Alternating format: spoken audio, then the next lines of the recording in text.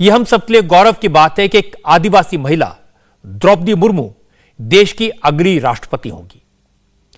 प्रधानमंत्री नरेंद्र मोदी ने द्रौपदी मुर्मू के घर जाकर उन्हें जीत की बधाई दी। प्रधानमंत्री से पहले बीजेपी के राष्ट्रीय अध्यक्ष जेपी नड्डा द्रौपदी मुर्मू के घर पहुंच चुके थे। रक्षा मंत्री राजनाथ सिंह, होम मिनिस्टर अमित शाह, जल शक्ति मंत्री गजेंद्र सिंह शेखावत, एचआरडी मिनिस्टर धर्मेंद्र प्रधान, तमाम बड़े बड़े लोग द्रौपदी मुर्मू के घर पहुंचे उन्हें बधाई देने के लिए। और इस वक्त देश भर से मुर्मू को बधाइयां मिल रही हैं। हालांकि जीत का ऐलान सिर्फ एक औपचारिकता थी, नतीजा सबको पहले से पता था। और उड़ीसा के मयूरभंज जिले में द्रौपदी मुर्मू के गांव से लेकर दिल्ली के बीजेपी दफ्तर तक जश्न की तैयारियां दिन भर से हो रही थी। द्रौपदी मुर्मू की जीत उम्मीद से बड़ी है। द्रौपदी मुर्मू ने विपक्षी उम्मीदवार यशवंत सिन्हा को भारी अंतर से हराया है। हालांकि यह कोई अचरज की बात नहीं है। द्रौपदी मुर्मू को एनडीए के अलावा शिवसेना, बीजू जनता दल, वाईएसआर कांग्रेस, झारखंड मुक्ति मोर्चा समेत तमाम गैर एनडीए दलों ने भी सपोर्ट दिया था। यशवंत सिन्हा को Congress, Trinamool Congress, NCP, RJD, Samajwadi party, national conference और लेफ्ट पार्टीज का सपोर्ट था। लेकिन कांग्रेस और एनसीपी जैसी पार्टियों के नेताओं ने भी द्रौपदी मुर्मू को वोट दिया। बहुत सारी क्रॉस वोटिंग हुई। इसीलिए यशवंत सिन्हा को उतने वोट नहीं मिले जितने की वो उम्मीद कर रहे थे। सांसदों के 2/3 से ज्यादा वोट द्रौपदी मुर्मू के पक्ष में गए। इसका सियासी मतलब क्या है?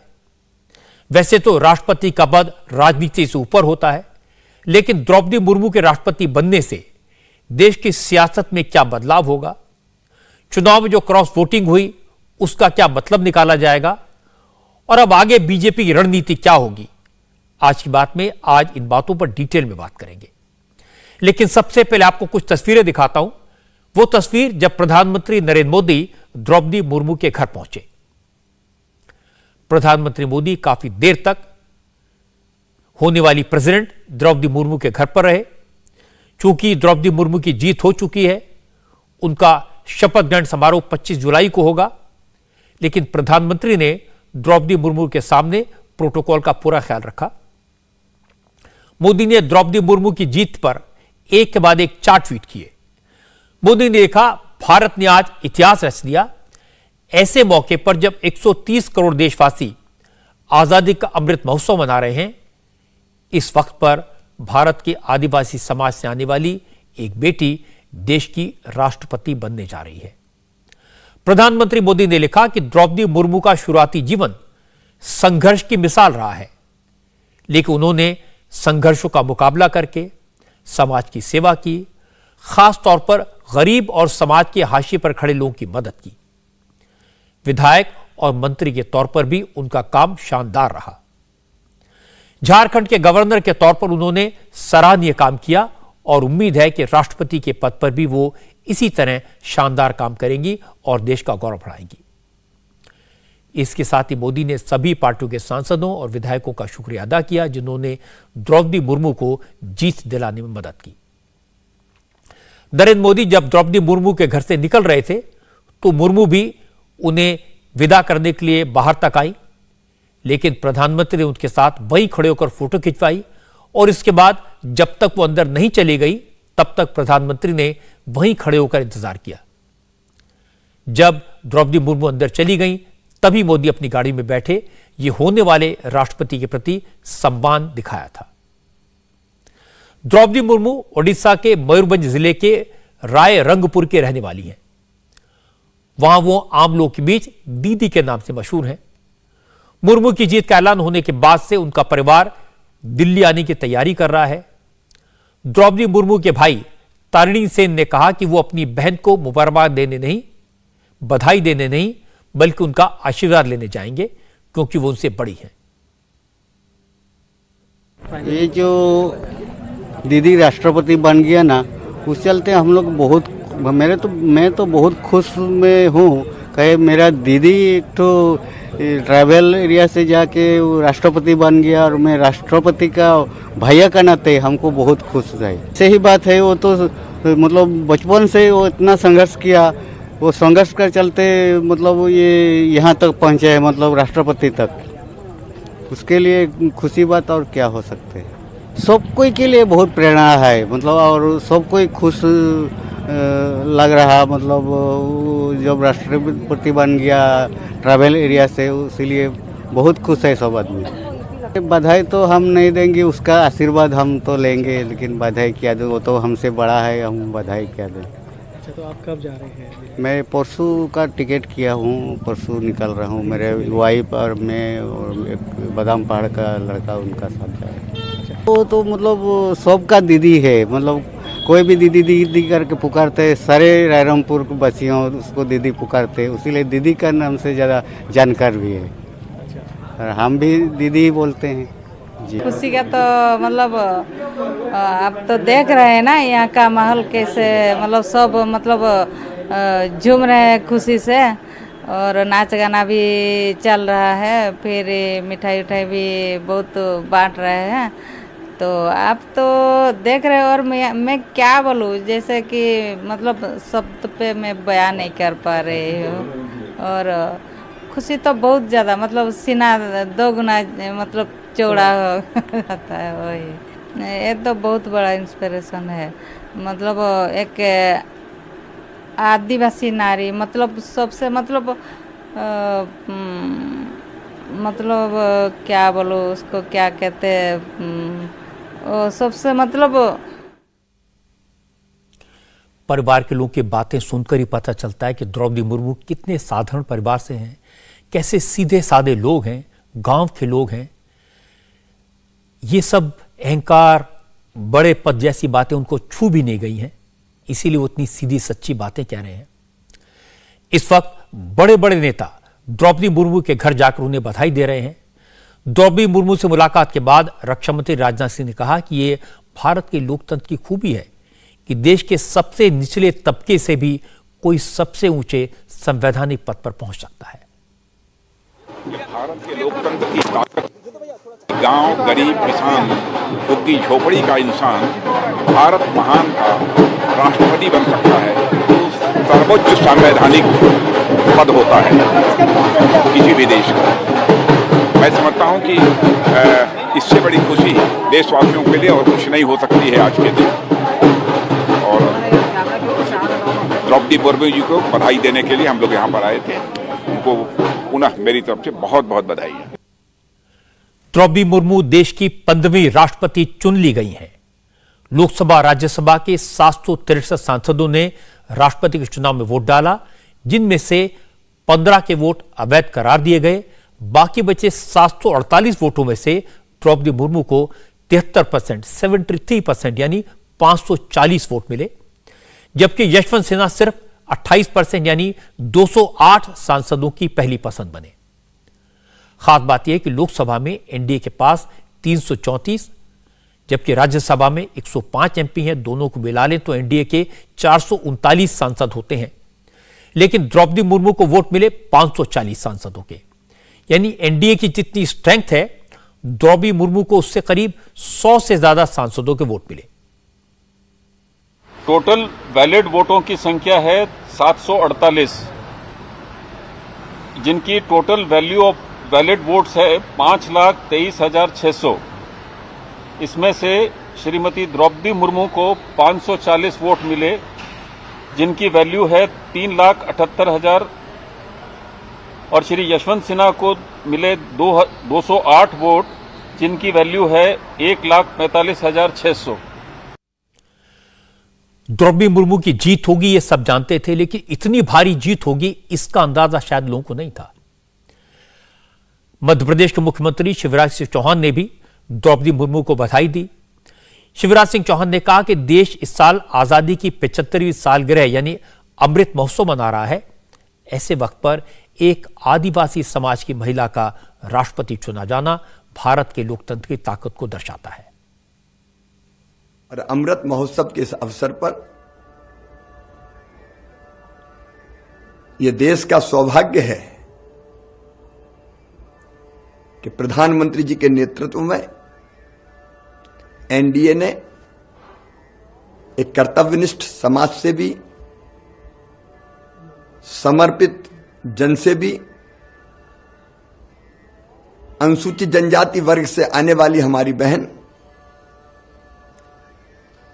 श्रीमती द्रौपदी मुर्मू जी को राष्ट्रपति का उम्मीदवार बनाया और आज वो देश के सबसे बड़े संवैधानिक पद पर निर्वाचित हो गई हैं। यह भारत के लोकतंत्र की खूबी है। अलग भाषा, अलग वेश, फिर भी अपना एक देश। सबका बधाई देने का अपना अपना अलग अंदाज है। उत्तराखंड के मुख्यमंत्री पुष्कर सिंह धामी ने भी कहा, द्रौपदी मुर्मू की जीत दूर दराज के इलाकों में रहने वाले समाज के हाशिए में समझे जाने वाले आदिवासी समाज की जीत है। एक बहुत सामान्य स्थितियों और सामान्य परिस्थितियों में जिन्होंने अपने जीवन को प्रारंभ किया आदिवासी क्षेत्र से, जनजाति बहुल क्षेत्र से, आज उनको देश का राष्ट्रपति बनने का गौरव प्राप्त हुआ है। इस गौरव को प्रदान कराने के लिए, उनका प्रतिनिधित्व करवाने के लिए और उन सभी जो पिछड़े हैं, आदिवासी हैं, वंचित हैं, शोषित हैं, दूरस्थ क्षेत्रों में हैं, समाज के अंतिम छोर में खड़े हैं, उन सबको आगे लाने का काम हमारे देश के यशस्वी प्रधानमंत्री मोदी जी के नेतृत्व में हो रहा है। जहां मुर्मू जी के राष्ट्रपति बनने से निश्चित रूप से देश के लोकतंत्र पर, देश के संविधान पर लोगों की और आस्था मजबूत हुई है। मैं उनको अपनी तरफ से बहुत शुभकामनाएं देता हूँ। शुभकामनाओं के साथ, बधाइयों के साथ राजनीति का सबक भी सीखते रहना चाहिए। द्रौपदी मुर्मू के पक्ष में 100 सांसदों ने पार्टी लाइन से हटकर वोटिंग की। इसके साथ साथ 12 राज्यों में विरोधी दलों के 104 विधायकों ने भी अपनी अंतरात्मा की आवाज पर द्रौपदी मुर्मू को वोट दिया। सबसे ज्यादा असम में 22 एमएलए ने क्रॉस वोटिंग की। इसके बाद मध्य प्रदेश में 19, महाराष्ट्र में 16, झारखंड में 10, गुजरात में भी 10 और मेघालय जैसे छोटे राज्य में 7, छत्तीसगढ़ में 6 और बिहार में 6। ये सब क्रॉस वोटिंग करने वाले एमएलए हैं।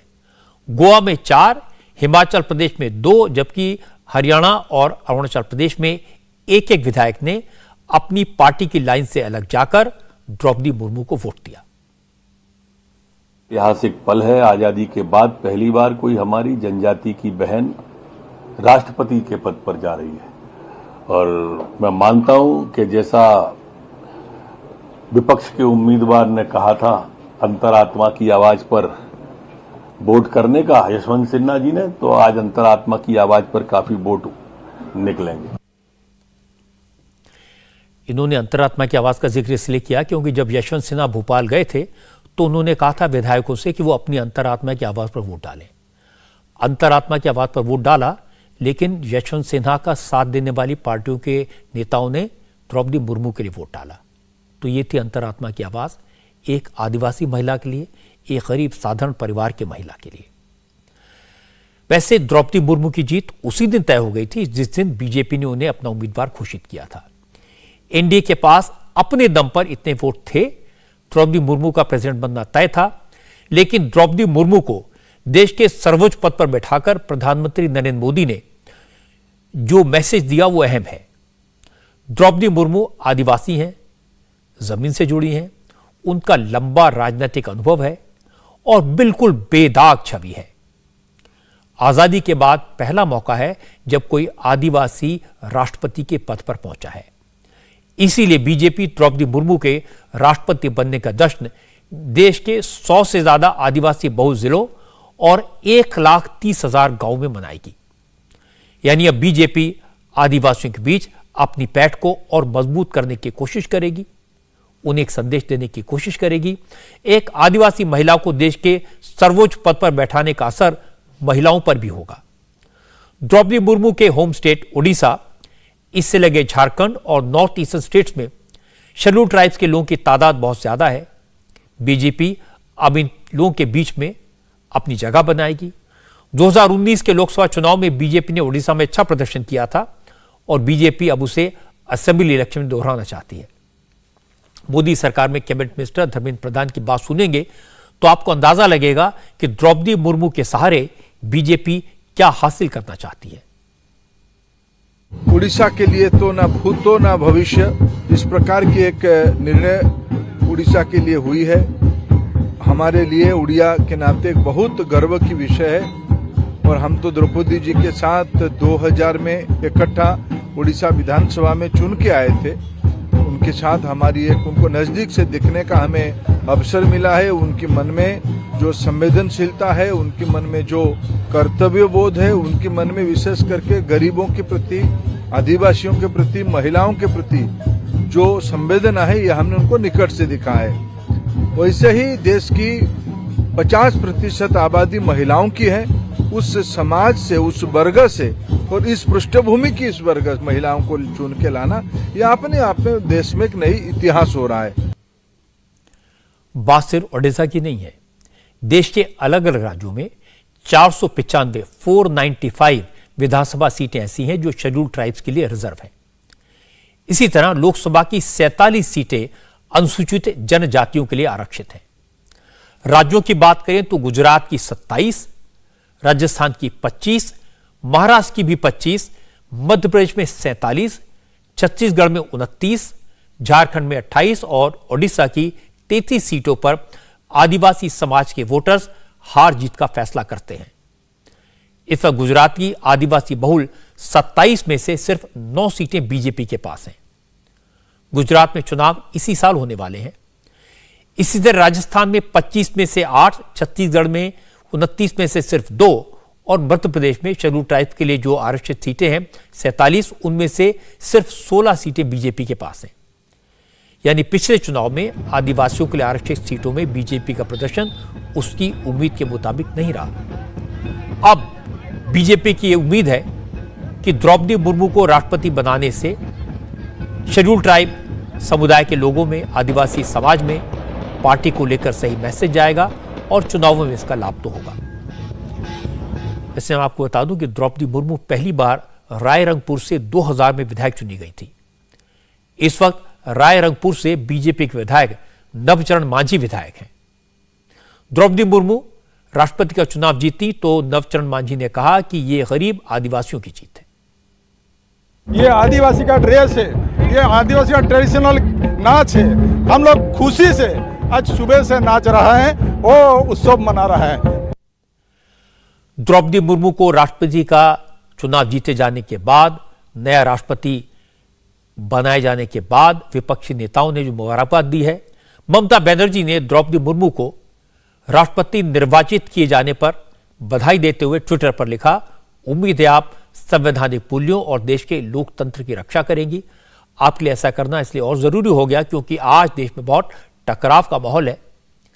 शरद पवार ने द्रौपदी मुर्मू को बधाई देते हुए ट्वीट किया, आज जब आप इतने सम्मानित पद को ग्रहण करने की तैयारी कर रही हैं तो आपको शुभकामनाएं देता हूं, आपकी कामयाबी के लिए दुआ करता हूं। उमर अब्दुल्ला ने भी द्रौपदी मुर्मू को राष्ट्रपति चुनाव जीतने पर मुबारकबाद दी। अब्दुल्ला ने ट्वीट किया कि उम्मीद है आप अपने कार्यकाल के दौरान उन मूल्यों की हिफाजत करेंगी जिनकी कल्पना हमारे संविधान निर्माताओं ने की थी। राहुल गांधी ने अपने कार्यकाल के लिए शुभकामनाएं दी, लेकिन उनकी पार्टी के नेता और छत्तीसगढ़ के चीफ मिनिस्टर भूपेश बघेल ने द्रौपदी मुर्मू को बधाई देने के साथ साथ ये उम्मीद जताई कि वो राष्ट्रपति के रूप में लोकतंत्र और संविधान की हिफाजत करेंगी। द्रौपदी मुर्मू के प्रेसिडेंट बनने से अपने देश के हर आदिवासी को, हर गरीब को यह मैसेज गया है कि वो भी देश के सर्वोच्च पद पर पहुंच सकते हैं। अगर दिल में देश सेवा का जज्बा हो, जनसेवा की भावना हो, तो इस देश की मिट्टी मान देती है, सम्मान देती है। दूसरा संदेश यह है कि नरेंद्र मोदी जब ऊंचे पद के उम्मीदवार के बारे में सोचते हैं तो उनकी नजरें समाज के सबसे नीचे पायदान पर जाती हैं। समाज के सबसे निचले, गरीब और पिछड़े तबके पर जाती है।